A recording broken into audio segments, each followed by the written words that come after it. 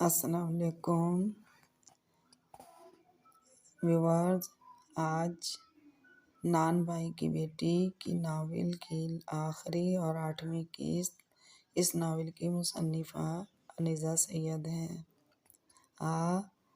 ہیویکن takes a time of decay about who what a time of to the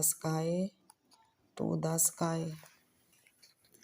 Dania school میں ہونے والے کسی function کے لیے اپنی لائنز یاد کر رہی تھی۔ دانیہ کو غیر نصابی سرگرمیوں میں نصابی سرگرمیوں سے زیادہ دلچسپی تھی۔ وہ اس کی سب سے چہیتی بھانجی تھی۔ دانیہ کے پاس سب سے زیادہ سرٹیفکیٹس اور پرائز تھے، لیکن اس کی وجہ امتحانوں میں پوزیشن ہولڈر ہونا نہیں تھا۔ اس بار بھی وہ اسکول میں ہونے والے فنکشن کے لیے سیکنڈ نیون کنٹری گرل کا رول منتخب کیے بیٹھی کوئی لائنز یاد کر رہی تھی۔ Heaven takes a time of decay about. اس نے پڑھتے پڑھتے داؤد کی طرف دیکھا۔ ماموں، آپ کو اس کا ترجمہ آتا ہے؟ اس نے یوں ہی ماموں سے پوچھا، جو اس کے بار بار یہ لائنز دہرانے پر بری طرح چونک کر اس کی طرف دیکھ رہا تھا۔ جواب میں وہ کچھ دیر اسے خالی نظروں سے دیکھتا رہا تھا، پھر اس نے سامنے صوفے پر بیٹھی ہما کو دیکھا تھا۔ نہیں، اس نے ہما کو دیکھتے ہوئے کہا تھا اور اپنا دھیان ٹی وی کی طرف کر لیا۔ ماموں کا بھی پتہ نہیں چلتا، اتنے ریزروڈ، اتنے کم گو، کبھی کبھی تو بالکل ہی ٹرانس میں بیٹھے لگتے ہیں۔ مامی کہتی ہیں تمہارے ماموں نے کچھ زیادہ ہی اسٹڈی کر لی ہے۔ دانیہ نے سر جھٹکا اور اپنی لائنز دہرانے لگی۔ زندگی بہت مزے میں گزر رہی ہے، سوائے ایک کمی کے زندگی میں کوئی کمی نہیں۔ وقت نے بہت کچھ دیا ہے، لیکن ہمارا آنگن سونا ہے۔ اس میں بچوں کی چہکار نہیں۔ کبھی کبھی یہ کمی بہت شدت سے محسوس ہوتی ہے، لیکن داؤد نے کبھی مجھے اس کا احساس نہیں دلایا۔ داؤد نے زندگی میں محنت کی اور اب وہ گریڈ 22 پر کام کر رہا ہے۔ ہم وفاقی دارالحکومت میں ایک بڑے سرکاری گھر میں رہائش پذیر ہیں۔ اماں اور امی میری قسمت کو دیر سے مگر خوش آئی کہا کرتی تھیں۔ اماں میری شادی کے 5 سال بعد دنیا سے چلی گئیں۔ امی اور داؤد کی امی دونوں ہمارے ساتھ رہنے لگیں۔ میں نے اور داؤد نے دونوں کی خدمت میں کبھی کوئی کوتاہی نہیں کی۔ میں جب بھی داؤد کو غور سے دیکھتی ہوں، میری نظروں کے سامنے بیتے دنوں کے کئی لمحے گھوم جاتے ہیں۔ آج داؤد ایک گریس فل شخصیت، عہدے کے رعب و داب اور زندگی کے ٹھاٹ باٹ کے ساتھ ایک کامیاب انسان نظر آتا ہے۔ میں نے شادی سے پہلے خود سے عہد کیا تھا کہ میں داؤد کو باور کرا دوں گی کہ ایک خاندانی، اعلیٰ نسب، پڑھی لکھی بیوی اور ڈینش گائے جیسی نان بھائی کی بیٹی میں کیا فرق ہوتا ہے۔ آج جب میں داؤد کے دل کو ٹٹولتی ہوں تو مجھے اپنے عہد پر ہنسی آتی ہے۔ ڈینش گائے جیسی نان بھائی کی بیٹی تو شاید اسے کبھی بھول کر بھی یاد نہیں آئی۔ اس کا تو کوئی رنگ مجھے کبھی داؤد کی شخصیت کی کسی جھلک میں نظر نہیں آتا۔ میں کتنی احمق تھی، یوں ہی اس بات کے پیچھے خوار ہوئی کہ داؤد کی زندگی میں وہ ڈینش گائے کیسے لگے گی۔ اتنے سالوں بعد میرے اور داؤد کے درمیان ذہنی ہم آہنگی، محبت، احترام اور آسودگی کا رنگ ہے، جس میں کوئی ڈنش گائے کسی نان بھائی کی بیٹی دور دور تک نظر نہیں آتی۔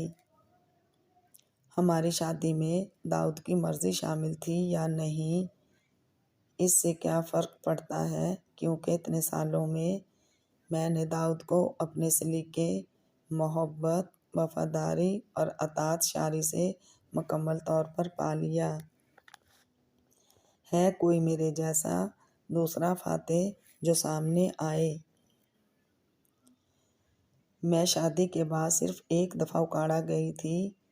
ہم چند دن داؤد کے آبائی گھر میں رہے اور پھر داؤد کی امی ہمارے ساتھ وہاں آ گئیں، جہاں داؤد کو نئی جاب ملی تھی۔ داؤد کا آبائی گھر بند کر دیا گیا۔ داؤد کا بھائی اپنی فیملی کے ساتھ کینیڈا چلا گیا۔ ایک بہن دبئی اور دوسری کراچی شفٹ ہو گئی۔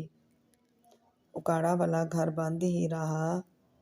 داؤد کی امی کو اپنی بیماری اور آخری دنوں کے دوران اکاڑا والا گھر بہت یاد آتا تھا، مگر وہ سفر کر کے وہاں جا نہیں سکتی تھیں۔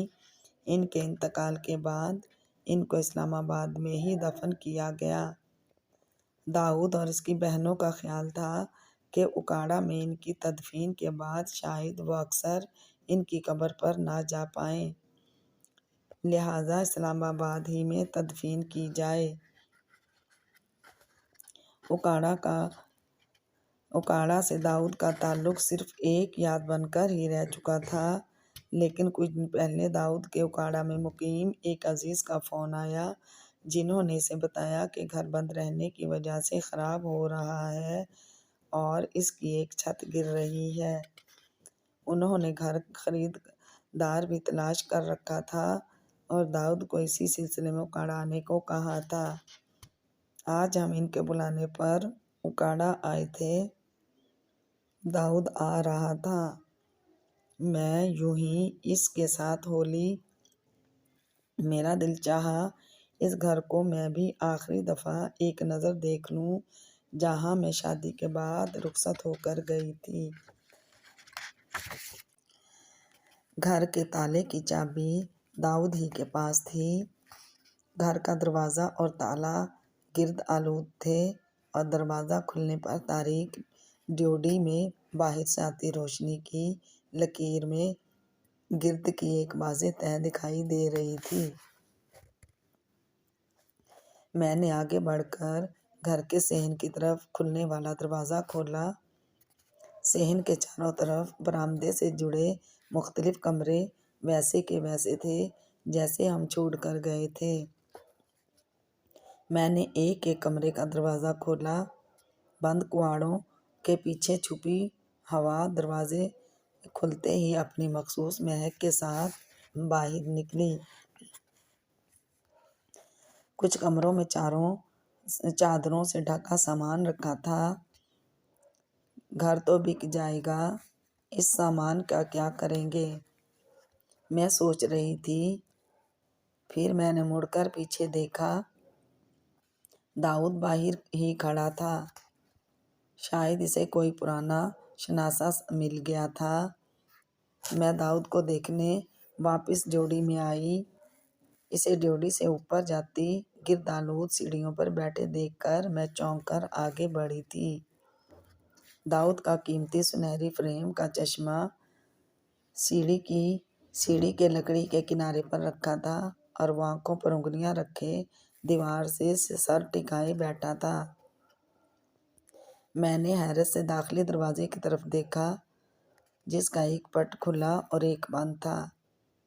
وہاں کوئی موجود نہیں تھا۔ دروازے سے داؤد تک واپس آتی میری نظر دروازے کے بند پٹ میں لگے لیٹر باکس پر پڑی، جس کا ڈھکن کھلا تھا۔ میں نے داؤد کی طرف دیکھا، جس کے قریب ڈاک کے کئی لفافے رکھے تھے۔ میں نے آگے بڑھ کر وہ لفافے اٹھائے۔ ہر لفافے پر ٹوٹی پھوٹی اردو تحریر میں گھر کا پتہ لکھا تھا۔ ہر چٹھی داؤد کے نام بھیجی گئی تھی۔ میں تمہیں 2 خط پہلے بھی لکھ چکی ہوں، تم نے مجھے جواب دیا نہ خود آئے۔ میں بہت اذیت میں ہوں۔ تمہاری کزن مخجری کے بعد سلیمان نے مجھے اور فضلو کو اٹھا کر ایک کیمپ میں لا پھینکا ہے۔ اس نے میری ٹانگوں پر دو فائر کیے۔ میں معذور ہو چکی ہوں۔ اس نے میری جلد سے میرے ناخن اکھاڑ پھینکے ہیں۔ میں ایک عذاب سے گزر کر تمہیں خط لکھ رہی ہوں۔ یہ خط میں شیر دل کو دوں گی۔ وہ کہتا ہے وہ یہ خط ڈاک میں ڈال دے گا۔ شیر دل بیچارہ میرا بہت خیال رکھتا ہے، مگر تم کہاں ہو؟ تم تو مجھے اپنے گھر لے جانے کے لیے گئے تھے۔ تم نے مجھے لینے آنا تھا۔ تم کہاں ہو داؤد؟ خط میرے ہاتھ میں لرز رہا تھا۔ میرا دماغ گھوم گیا تھا۔ میری آنکھوں کے سامنے تارے ناچنے لگے تھے۔ میں نے کانپتے ہاتھوں سے دوسرے لفافے سے چٹھی نکالی۔ تم نے مجھے جواب نہیں بھیجا۔ پتہ نہیں تم تک میرا خط پہنچا کہ نہیں۔ تمہاری کزن کہتی تھی کہ میں بے ماں باپ کی اولاد ہوں اور میرا تعلق ایک نیچ خاندان سے ہے۔ اس نے کہا کہ مجھ سے شادی کر کے تم اپنے خاندان سے کٹ کر رہ جاؤ گے۔ وہ شاید ٹھیک کہتی تھی۔ مجھ جیسی لڑکی کا زندگی کی خوشی پر شاید کوئی حق نہیں ہوتا۔ میرا کوئی اتا پتہ جو نہیں۔ میں ایک نان بھائی کی بیٹی جو ہوں۔ میرا چچا ایک کرمنل ہے۔ مجھ سے تعلق جوڑنے پر شاید تم بہت خسارے میں رہتے۔ تم مجھ سے شادی نہ کرتے، مگر ایک بار مجھ سے مل تو لو۔ ایک بار آؤ تو سہی۔ میں نے خوف زدہ نظروں سے داؤد کی طرف دیکھا جو اب بھی آنکھیں بند کیے دیوار سے سر ٹکائے بیٹھا تھا۔ تیسرا خط۔ میں مر رہی ہوں۔ شاید میں زیادہ دن زندہ نہ رہوں۔ ٹانگوں کے زخموں کا زہر میرے جسم میں پھیل چکا ہے۔ مجھے اپنی ماں کی شکل یاد آتی ہے اور اس کی آواز سنائی دیتی ہے۔ To the sky who what a taxotype۔ وہ مجھے آسمانوں کی طرف بلاتی ہے۔ آسمان کی طرف۔ میں تمہیں یہ خط اس لیے لکھ رہی ہوں کہ ہو سکے تو کبھی آنا، میری قبر کا پتہ کرنا اور اس پر مارننگ گلوری اور کارنیشن کے پھول رکھنا، گل داؤدی اور نیج مگنولیہ لے کر آنا۔ کیا پتہ میری ماں کی طرح میری قبر بھی کسی کے علم میں نہ ہو، مگر ہو سکے تو آنا۔ تم نے وعدہ کیا تھا نا مارننگ گلوری کا، گل داؤدی اور مگنولیہ کا۔ ضرور آنا، ضرور پتہ کرنا۔ چوتھا خط۔ آسمانوں کی طرف جانے میں چند ہی دن باقی ہیں۔ اب اپنی ماں کی آواز کے ساتھ مجھے تمہاری آواز بھی آتی ہے۔ تم جو کہتے تھے زینا تم دنیا کی سب سے سویٹ لڑکی ہو۔ تم جو کہتے تھے میں تم سے شادی کرنا چاہتا ہی نہیں، تم سے شادی کرنے والا ہوں زینا۔ میری پوری زندگی میں سنے جانے والے 2 خوبصورت ترین، 2 میٹھے ترین جملے۔ میں سوچتی ہوں کیا ہوتا جو تمہاری کزن کو میں اتنی بری نہ لگتی؟ کیا تھا جو وہ مجھ سے نفرت نہ کرتی؟ اور کیا ہوتا جو وہ سلیمان کو ہمارے تعلق کا نہ بتاتی؟ کیا ہوتا جو وہ ثبوت کے طور پر دیوار کے سوراخ اسے نہ دکھاتی؟ مگر شاید میرے جیسی لڑکی کے لیے خوشی لکھی ہی نہیں گئی تھی۔ جب ہی تو اس نے وہ سب کر دیا جو میری موت پر ختم ہوگا۔ لیکن زیادہ نہیں، صرف ایک پھول پلیز، ایک پھول ضرور لے کر آنا۔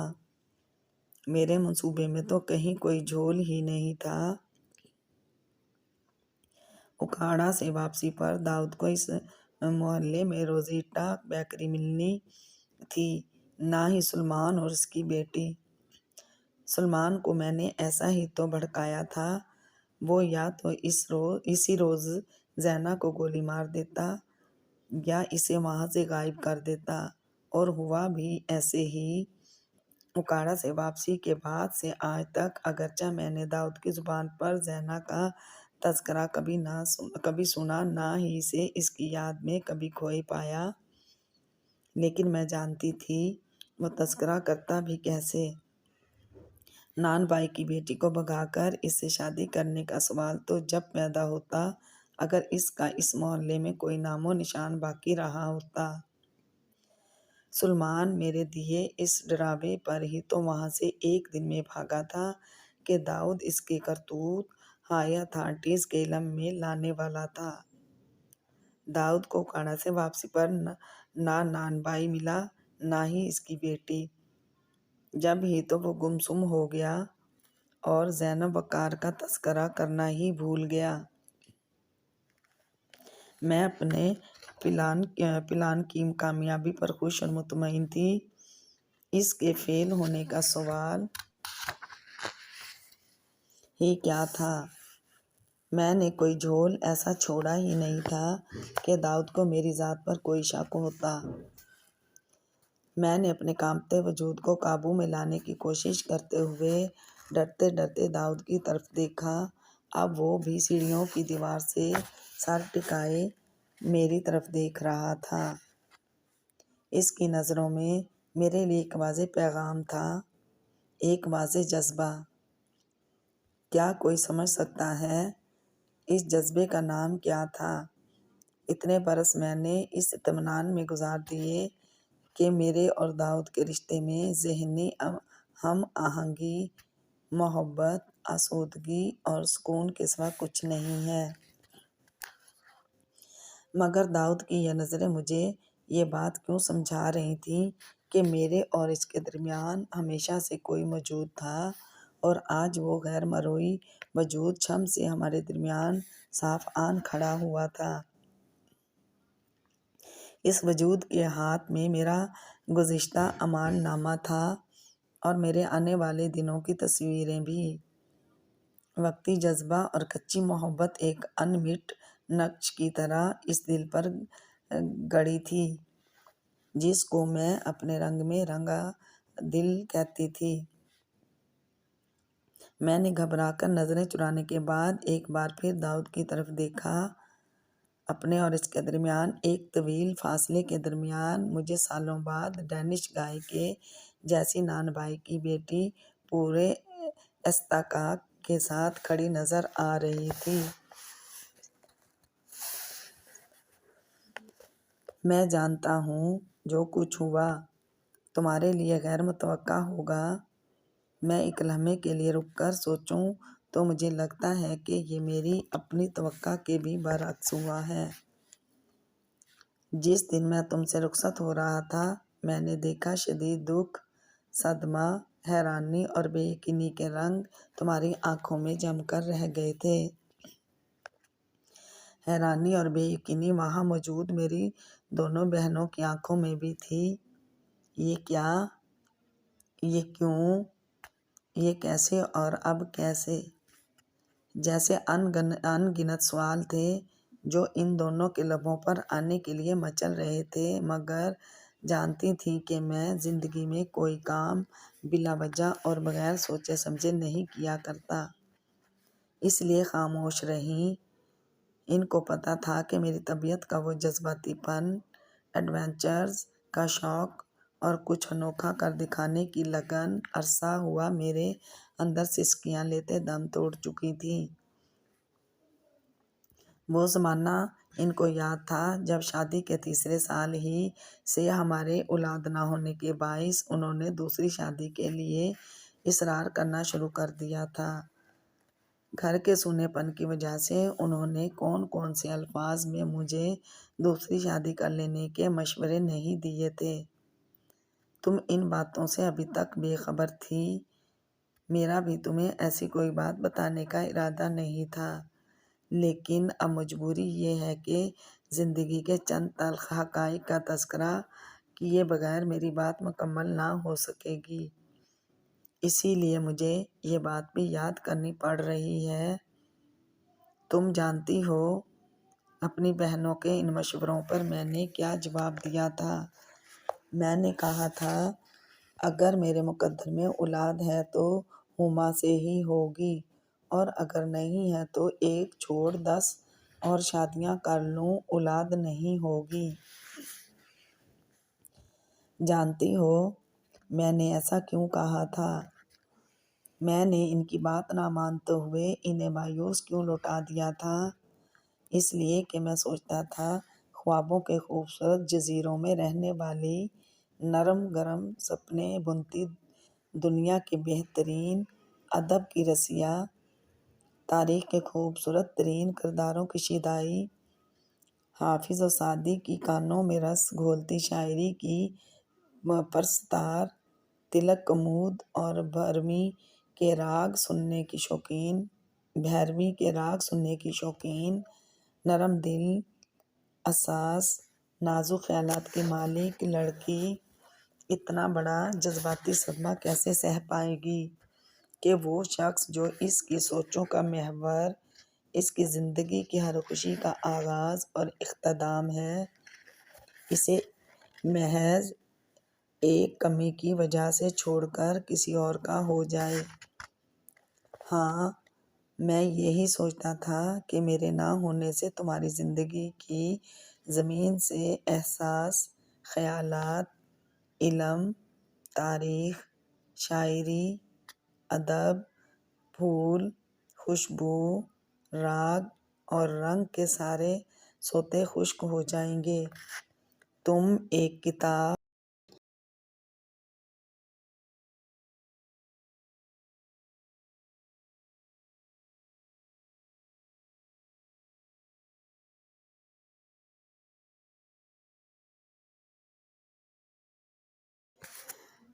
تو قلعہ، موکنگ برڈ اور نغمے کا قتل اکثر پڑھا کرتی تھی نا؟ مجھے نہ جانے کیوں لگتا کہ تم جیسی حساس دل لڑکی کو دکھ دے کر میں بھی کسی موکنگ برڈ، کسی نغمے کے قتل کا مرتکب ہو جاؤں گا۔ تم جو میرے خیال میں آدمیوں سے بھری دنیا میں چند گنے چنے انسانوں میں سے ایک تھیں، تمہیں میں کیسے کوئی دکھ دے سکتا تھا؟ میری زندگی کی ساتھی، میرے دکھ سکھ کی ساتھی، اپنی محبت کے احساس میں مجھے پور پور بھگو دینے والی ایک سرتاپا محبت عورت۔ اور اسی سوچ کے اثر میں نے ایک مضبوط فطری خواہش، ایک جاندار احساس کا گلا اپنے ہاتھوں سے گھونٹ دیا۔ میں نے اولاد سے محرومی عمر بھر کے لیے قبول کر لی۔ میں نے تمہاری محبت کی زندگی، تمہارے احساس کی حیات کے لیے سب کے مشورے ٹھکرا دیے۔ میں نے صرف تمہیں دیکھ کر جینا شروع کر دیا۔ جینا بھی کہاں، یوں جانو کہ جینے کی صحیح کرتا رہا، کیونکہ میری زندگی تو کئی سال پہلے مجھ سے اس وقت دغا کر گئی تھی جب گھر سے واپسی پر مجھے شیخ البانڈی کی روزیٹا بیکری قائم شدہ 1971 کے بجائے ایک ڈھنڈورا ویران گھر دیکھنے کو ملا۔ اب وہاں نہ کوئی سلیمان تھا، نہ فضلو، نہ ان کی بیکری، نہ ہی زینب وقار۔ وہ سب کہاں گئے تھے؟ ان کو زمین نگل گئی تھی کہ آسمان کھا گیا تھا؟ میں جتنی کھوج لگاتا اتنا ہی الجھتا جاتا۔ میں بے بسی کی آخری حد پر کھڑا تھا، جس سے آگے نہ پانی تھا، نہ ریت، نہ مٹی، نہ ہی پہاڑ، بس ایک خلا تھا اور مہیب سناٹا۔ جہاں میری پکار گونجتی، بعض گشت کی صورت پھیلتی اور پھر مجھ ہی تک واپس لوٹ آتی ہے۔ اسے سننے والا کوئی نہیں، اس کا جواب دینے والا کوئی نہیں۔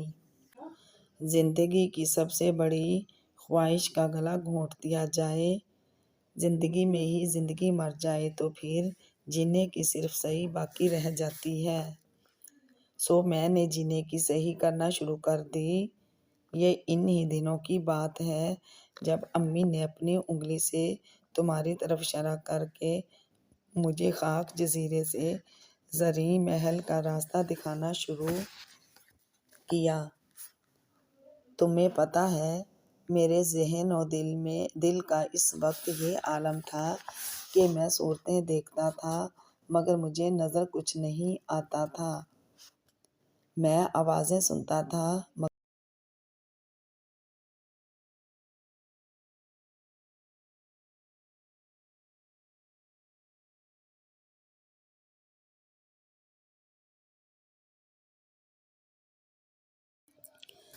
مگر مجھے سنائی کچھ نہیں دیتا تھا۔ میری بصارتوں، میری سماعتوں میں بس ایک ہی چہرہ بسا تھا، ایک ہی آواز ٹھہر گئی تھی، سرخ سفید رنگ کے امتزاج کی چھپ دکھلاتا بھورے تلوں والا چہرہ اور ٹیکسٹ رائموف گاتی آواز۔ میں نے امی کے اشارے پر تمہاری سمت دیکھا۔ تم مجھے نظر آئیں یا نہیں مجھے پتہ نہیں، لیکن تم امی کی خواہش تھیں اور میں خلا میں ٹامک ٹوئیاں مار رہا تھا۔ انہی ٹامک ٹوئیوں کے دوران میرا ہاتھ تمہارے ہاتھ میں تھما دیا گیا۔ میں نے بالکل بھی مزاحمت نہیں کی۔ تمہارے ہاتھ پر اپنے ہاتھ کی گرفت مجھے ایسی لگی جیسے نابینا کے ہاتھ سفید چھڑی لگ جائے۔ میں نے اس کے بعد کا سفر تمہارے ساتھ یوں ہی طے کیا جیسے سفید چھڑی ہاتھ میں پکڑے جس سمت حالات لے جائیں چلا جایا جائے۔ مگر ان سالوں میں نے نہ جانے کتنی بار تمہاری اپنے لیے محبت، وارفتگی، شوق اور جنون کی خود اپنے سامنے گواہی دی۔ تم نے کتنی خوبی سے میری بے اعتنائیوں، بے نیازیوں اور لاپرواہیوں سے سمجھوتا کیا، میرے مکان کو گھر بنایا، سیمنٹ اور گارے سے بنے ڈھانچے کو محبت کے لمس سے سنوارا۔ تم ہر کسی کے لیے محبت تھیں، سراپا محبت۔ میں دیکھتا اور دل ہی دل میں سہراتا، کیا میرے گھر والے، کیا تمہارے رشتے دار، کیا دوست وغیرہ، تم سب کے لیے سراپائی اثار تھیں۔ پھر تم دنیا کی سب سے بڑی نعمت سے محروم کیوں تھی؟ میں یہ بھی سوچتا، سوائے ایک لفظ آزمائش کے مجھے خود سے کوئی جواب نہیں ملتا تھا۔ اللہ تعالیٰ شاید اپنے نیک بندوں کو ہی ان چھوٹی بڑی آزمائشوں سے آزماتا ہے۔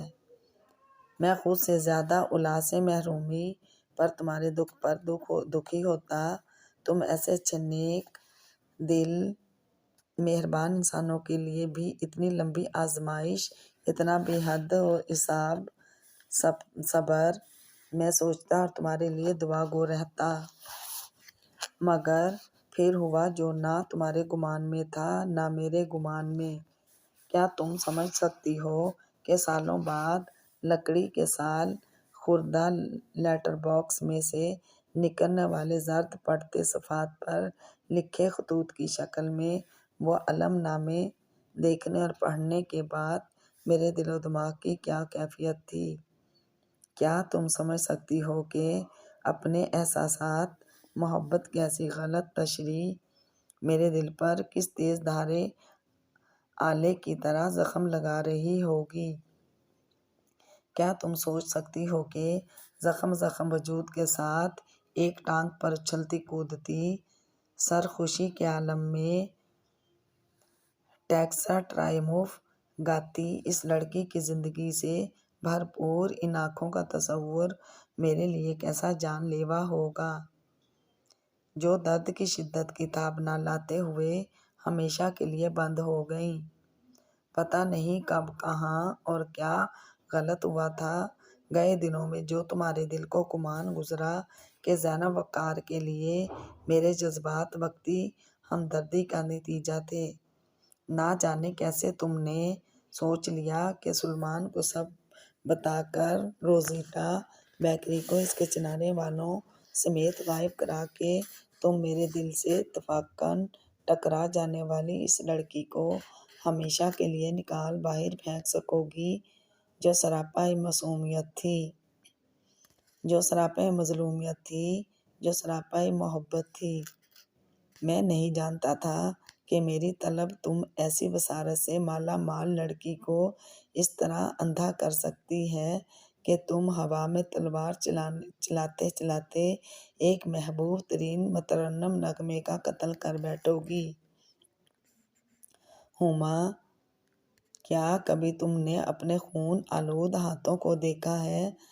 کیا تم نے اپنے چہروں پر چھائی صفائی آئینے میں دیکھی ہے؟ کیا تم نے کبھی اپنے اس دل میں جھانکنے کی کوشش کی ہے جو گوشت پوست کے بجائے کسی بھاری پتھر سے بنا ہے؟ تم نے نہیں دیکھا نا یہ سب کچھ؟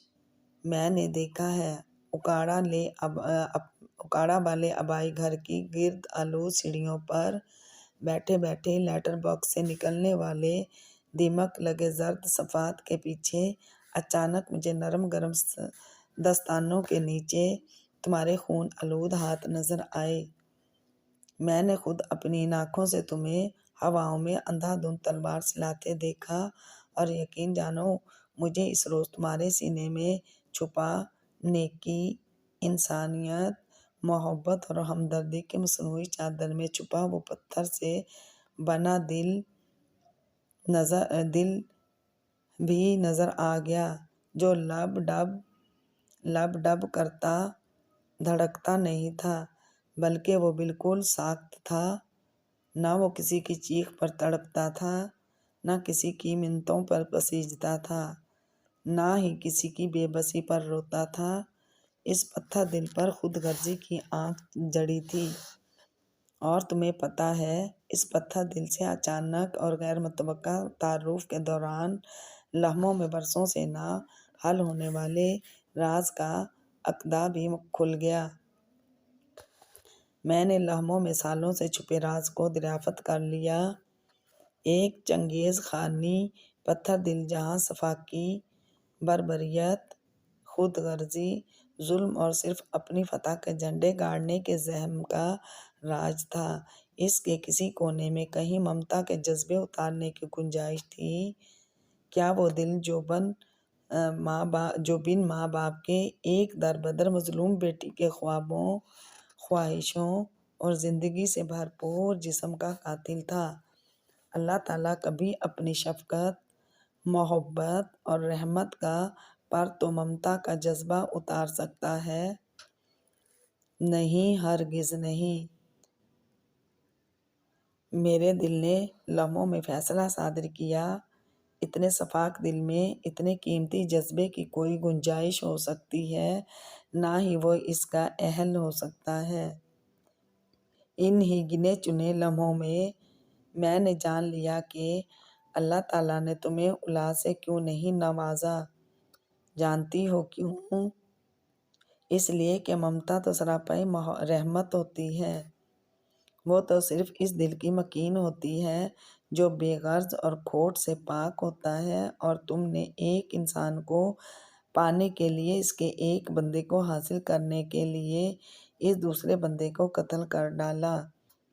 ضرور سوچنا کہ جو قتل تم کر چکی ہو اس کی سزا پھانسی کا پھندا ہونی چاہیے، یا آئرن چیئر کا الیکٹرک شاک، یا پھر زہر کا پیالہ۔